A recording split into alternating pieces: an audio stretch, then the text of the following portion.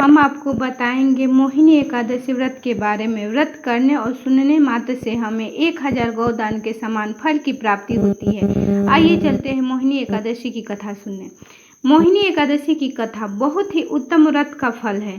प्रिय भक्तजनों, आज हम आपको मोहिनी एकादशी व्रत का महत्व और व्रत कथा सुनाएंगे। मोहिनी एकादशी वैशाख मास के शुक्ल पक्ष में आती है। अन्य एकादशियों की तरह मोहिनी एकादशी को भगवान विष्णु की पूजा की जाती है। कहते हैं इस एकादशी व्रत से मनुष्य सभी मोह माया से मुक्त हो जाता है। मोहिनी एकादशी के महात्म्य पढ़ने और सुनने मात्र से ही 1000 गोदान के समान फल की प्राप्ति होती है।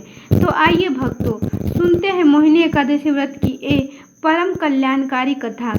भद्रावती नगर सरस्वती नदी के किनारे बसा था, जिस पर चंद्रवंशी राजा द्वितीयमान राज्य करता था। उसी राज्य में एक वैश्य रहता था, जिसका नाम धनपाल था। वह वैश्य भगवान विष्णु का परम भक्त था।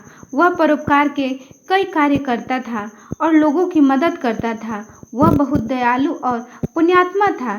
उसने अनेकों कुएं, बाग, बगीचे और धर्मशालाएं बनवाए थे। उसके 5 पुत्र थे। सबसे छोटा पुत्र धृष्टबुद्धि नाम का था, जो अत्यंत पापी, दुष्ट और जुआ खेलता, मद्यपान करता और वेश्यों के संग रहता था। एक दिन वह नगर वधू के गले में बांह डाले चौराहे पर घूमता दिखा। इससे नाराज होकर उसके पिता ने उसे घर से निकाल दिया तथा बंधु बांधवों ने भी उसका साथ छोड़ दिया। वह दिन रात दुख और शोक में डूबकर इधर उधर भटकने लगा। एक दिन वह किसी पुण्य के प्रभाव से महर्षि कौंडिल्य के आश्रम पर जा पहुंचा।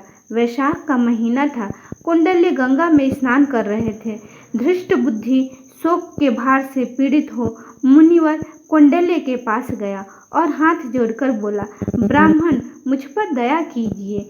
कोई ऐसा व्रत बताइए जिसके पुण्य से के प्रभाव से मेरी मुक्ति हो। तब ऋषि कौंडिल्य ने बताया कि वैशाख मास के शुक्ल पक्ष में मोहिनी नाम से प्रसिद्ध एकादशी का व्रत करो। इस व्रत के पुण्य से कई जन्मों के पाप भी नष्ट हो जाते हैं। धृष्ट बुद्धि ने ऋषि की बताई विधि के अनुसार व्रत किया, जिससे वह निष्पाप हो गया और दिव्य देह धारण कर श्री विष्णु धाम को चला गया।